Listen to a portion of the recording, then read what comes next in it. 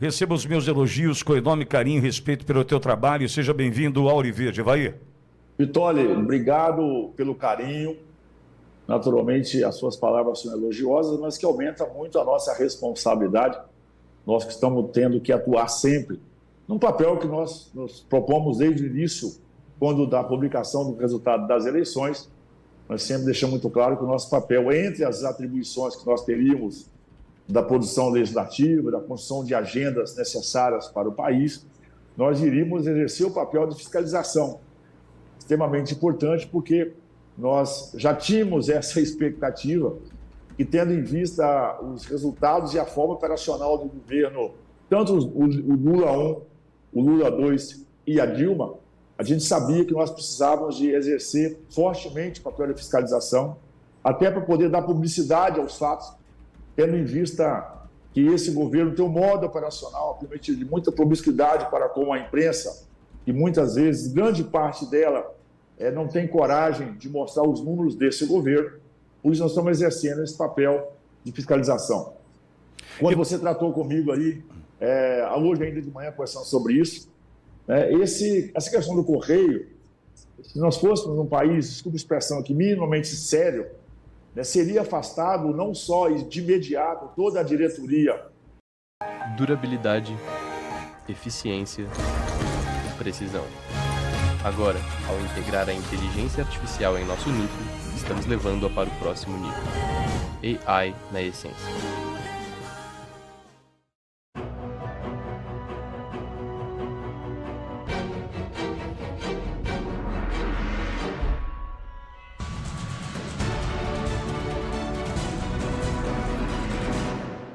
Chevrolet. Aí o responsável pela gestão do Correio, como naturalmente isso avançando para toda a equipe econômica do governo. Porque esse rombo do Correio, além do resultado de gestão, possivelmente, se o TCU passar um pente fino, vai achar muito esquema ali de vantagem, de corrupção, de desvio. E isso é que nós queremos. E é um escândalo, porque você imagina que, mesmo no governo Jair Bolsonaro, e é preciso considerar que nós enfrentamos uma pandemia sanitária que dificultou muito a mobilidade no país, tivemos muito problema de transporte e logística, não era a orientação e entendimento da época, mesmo assim os nossos números foram positivos.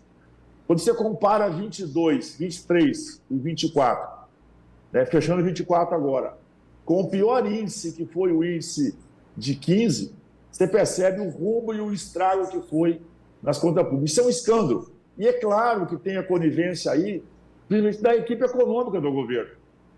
Porque, naturalmente, a gente sabe que o Correio não é parte isolada. Tem os ministérios, tem o acompanhamento, a Casa Civil tem ciência disso, a Secretaria de Governo, a atuação política tem consciência disso, e ninguém faz nada. Esse escândalo deveria ser, inclusive, um processo de responsabilização até da própria presidência da República. Porque se ele não foi avisado e alertado desse rombo, os seus inferiores, aqueles que cumprem as suas ordens, possivelmente têm ali um grau de responsabilidade muito grande e de omissão. Então, ou tem crime de prevaricação, ou tem crime de responsabilidade direta.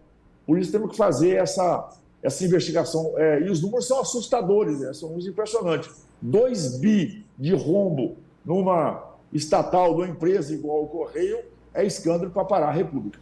Então, e certamente uma conta que vai sobrar para a gente de novo, né? Eu digo, é um governo que tem essa capacidade de destruir, uma relação péssima com os números, com a gestão, só que fica para nós a conta para pagar. Você disse, se fosse minimamente sério esse país, o cidadão que está hoje respondendo pelos Correios já estaria afastado, responsabilizado com o seu CPF para pagar a conta, porque não é possível chegar a esse ponto e achar normal. Eu perguntei outro dia aqui para o Saxida, conversando conosco aqui, Adolfo Saxida, falei, Saxida, me ajuda a entender como algo dá 200 milhões de lucro num ano e chega agora em 2 bi de prejuízo. O que faz um cidadão para conseguir um resultado tão ruim como esse, Evair? Olha, eu estou aqui até juntando os documentos, é muito material, E a gente começa, e não é só essa, não só essa denúncia, não. Se você considerar, está aqui, ó, matéria que tá em mãos, está publicado na imprensa, fruto da nossa denúncia. Correios desistem de ação de 600 milhões para pagar funcionários. Ou seja, em uma atitude, ó, vou ler aqui, uma atitude atípica, se fosse iniciativa privada, a gestão atual preferiu não recorrer a um processo milionário do TST em 2023. Numa manobra contábil, colocou o passivo no balanço de 2022. A Advocacia Geral foi consultada, nem há parecer jurídico para justificar essa operação. Isso é claro, aqui é uma forma muito clara, nós vimos isso não só no Correio, infelizmente, recentemente visto no Banco do Brasil também essa mesma operação. Isso é uma forma de fazer um acordo administrativo, a decisão administrativa, e simplesmente o Correio, que são 600 milhões que o Correio deveria recorrer, ele não recorreu. Não satisfeito com isso, dentro desse período, que nós estamos falando aqui de 2 bi de prejuízo. E como chegou esse número? Está aqui, ó. Correio assume dívida de 7,6 bilhões para socorrer quem? A Postales. Esse prejuízo, 7,2 bilhões de Postales, foi no governo de onde? No governo Dilma Rousseff. Né? Parte dos investimentos que geraram prejuízo foi investigado pela Operação Bonfim. Braço da Lava Jato que se debruçou sobre fraudes nos fundos de pensão. Estatal diz que medida atende às normas do setor e foi aprovada por órgãos competentes, dentro do próprio governo. Então, fizeram um rombo, né, bilionário no Postales e o diretor do Correio, o Correio realmente resolveu assumir essa dívida de 7,6 bilhões. Então, tudo isso vai se somando, e além de outros escândalos. Então, eu cito aqui, por exemplo, né, você vê, o desmando virou o Correio, está aqui de novo, e tem sido uma prática desse governo, né, que é a questão de muito assédio, principalmente assédio profissional, e assédio de poder em cima dessas pessoas. Para poder avançar com isso, você vê aqui, ó, as prerrogativas já emplacou ao menos 28 nomes do governo. Esse grupo, né, esse grupo que se diz aí aliado do governo, na verdade, quer indicar pessoas, e entre os indicados dessas pessoas está tudo aí a diretoria do Correio. E esse escândalo, agora, nós fizemos uma outra denúncia, Emílio, para você ficar horrorizado. Você se lembra daquele avião que teve que fazer um pouso de emergência no aeroporto de Guarulhos? Você está sabendo disso, esses dias atrás, que pegou fogo? Sim, sim. Você sabe a origem disso ou não? Não sei. Então, eu vou fazer quase que em primeira mão aqui, já pedimos a investigação. Nós somos informados que, de ofício, o presidente do Correio autorizou a transportar baterias de lítio nos aviões, nas cargas do Correio. Ou seja, você pega uma carga de bateria de lítio, vai no Correio, o Correio fazia a entrega, e isso, do ponto de vista técnico, é proibido no Brasil. Isso deveria ser feito só para o transporte terrestre. Mas, de ofício, o presidente do Correio autorizou esses transportes em aviões do Brasil. O avião de passageiro que nós estamos transportando pode ser um avião específico só para o Correio, ou o Correio pode usar os aviões de rota também. Aquele avião que desceu em Guarulhos, as denúncias que chegaram até nós, inclusive com as autorizações, aquela carga que pegou fogo teria sido uma carga de bateria de lítio, que pegou fogo durante o voo, por isso tem que fazer um voo de emergência. Nós já pedimos fiscalização sobre isso, nós estamos já com toda a documentação que chegou até nós para fazer essa fiscalização. Se isso for verdadeiro, se confirmar essa denúncia, e a nós cabe a investigação e os órgãos competentes, essa diretoria do Correio, primeiro, tem que ser preso de imediato, porque isso é contra a segurança nacional. Assim como é proibido, por exemplo, o transporte de cilindros de oxigênio, né? A bateria de lítio também tem essa proibição no transporte aéreo. E está aqui, ó, essa denúncia que foi amplamente divulgada: avião de carga pega fogo e faz pouso de emergência em Guarulhos. um avião de carga da empresa Total Carga precisou realizar um pouso de emergência no aeroporto de Guarulhos na madrugada do dia 9, após o incêndio ter sido detectado no porão da aeronave durante o voo. Em nenhum momento isso fala, mas a denúncia que nós recebemos que ali estava uma carga de bateria de lítio. Ou seja, qual o interesse de fazer esse transporte dessa forma irresponsável e consequente? E nós temos cópias, inclusive, da autorização de ofício que o presidente do Correio fez. Portanto, parece aí que essa coisa do Correio é só a ponta, esse prejuízo de 2 bi é só a ponta de um grande iceberg de corrupção, ingerência, interesse obscuro que precisa de ser investigado e, com certeza, né, isso deveria minimamente para os porões do Palácio do Planalto, Ministério da Economia, né, Ministério que tem relações diretas, Casa Civil e até mesmo responsabilidade do presidente da República, porque isso é público e deveria ter sido investigado há muito tempo. Os Correios está aqui, os Correios voltam a dar um prejuízo contínuo. A estatal teve um lucro durante o governo Temer e Bolsonaro. Então não é só Bolsonaro, o governo Temer, mesmo no pós-Dilma, o Correio, que tem grande parte do monopólio, e lembrando, aonde está o escândalo disso? Em 2023, sob o governo Lula, o Correio pagou 1 bi de indenização. São nessas indenizações que mora a maracutaia, eu vou dizer assim, eu vou usar essa expressão. Isso foi lançado, o que eles fizeram? Pegaram esse 1 bi de 23 e lançaram na ação de 22, estavam em aberto, para poder tirar da gestão do governo Lula, ou seja, mascarar esse resultado. Assim, o lucro de 200 milhões do governo Bolsonaro, eles transformaram, pegaram esse acordo que eles fizeram em 23, jogaram para 22, para mascarar os números de 22, e aí começaram a construir esse relatório escandaloso de prejuízo. Então, isso resultado, o Correio também começa a pagar esse rombo de 7,6 bi da postagem, que pode chegar a 8, né? Esses sindicalistas estão cobrando e estão pedindo, inclusive, cadê os resultados das ações ajuizadas pela postagem e pelos Correios contra o banco que fez essa operação. Se você olhar o relatório final, os Correios têm o pior resultado no ranking da saúde mental das empresas.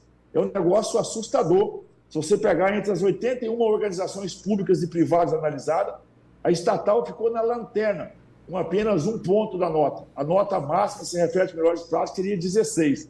De 16 pontos possíveis, que é avaliado as notas estatais, o Correio só conseguiu 1. Ou seja, o rombo e o escândalo parece ser muito grande e é só a ponta de um iceberg. E o que nós queremos, na verdade, agora é uma fiscalização para que possamos, efetivamente, são muitas denúncias, eu tenho aqui um emaranhado de documentos para poder realmente passar o Brasil ali. Sim. Desculpa aqui essa nota. E é por isso que a matéria divulgada na semana passada, né, está aqui, o governo Lula tem avaliação negativa para mais de 90% do chamado mercado financeiro.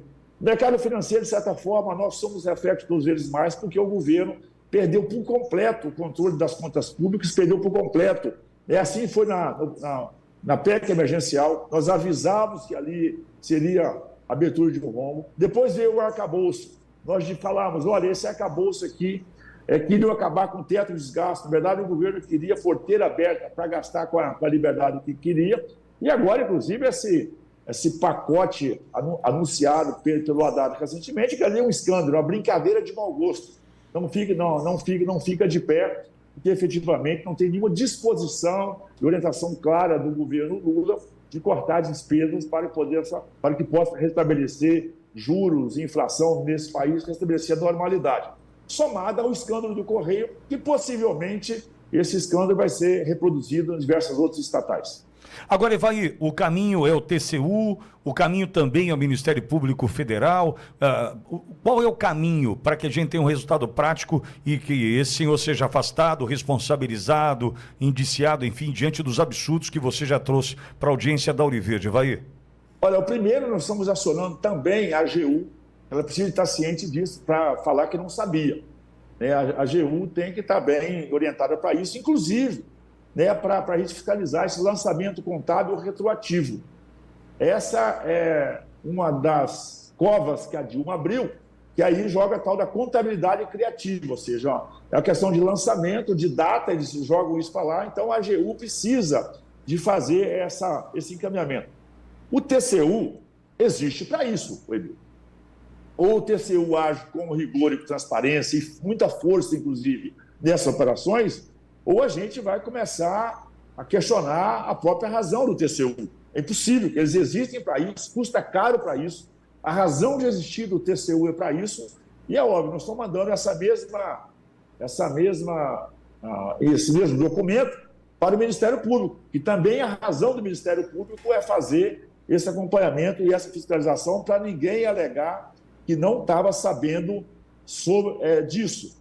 Inclusive, nós estamos aqui acionando os ministérios também, que essa autorização de transporte de bateria de lítio, isso é um escândalo, né? Isso tem que ser investigado.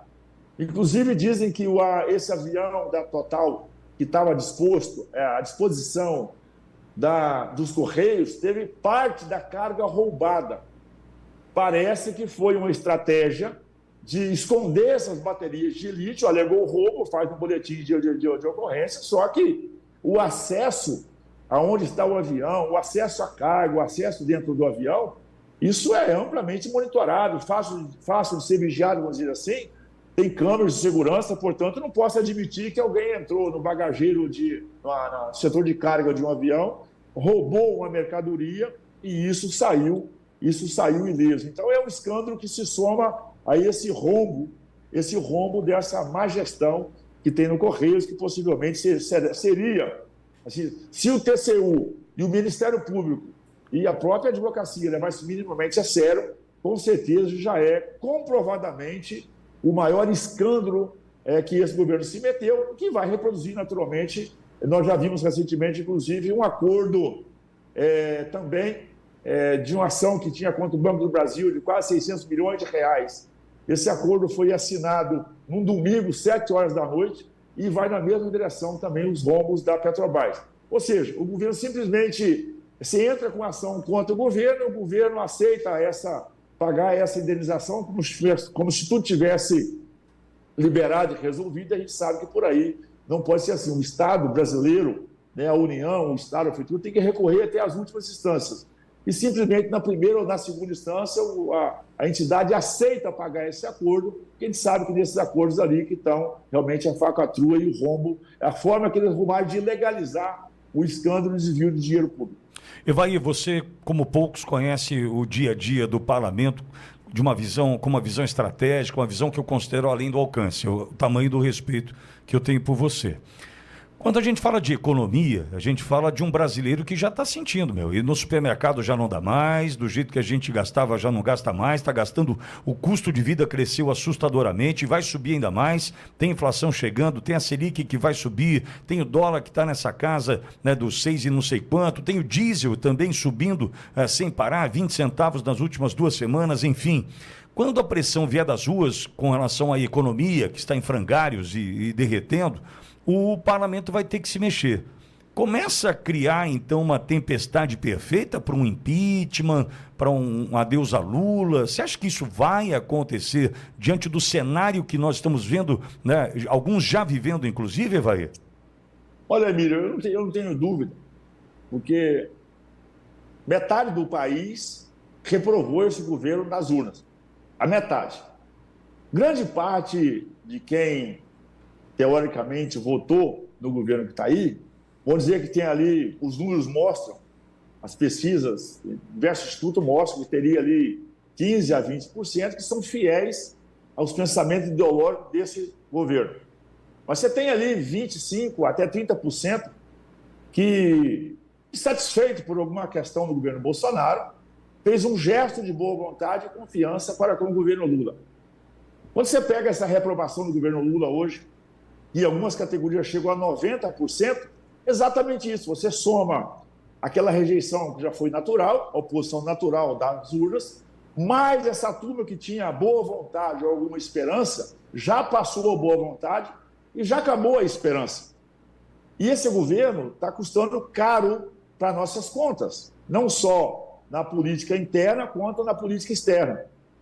Você vê as manifestações, por exemplo, do Brasil, que graças somente ao setor do agronegócio que está conseguindo ter o superávit nas suas contas, nas suas balanças, mas o governo efetivamente não tem nenhuma responsabilidade para as contas públicas.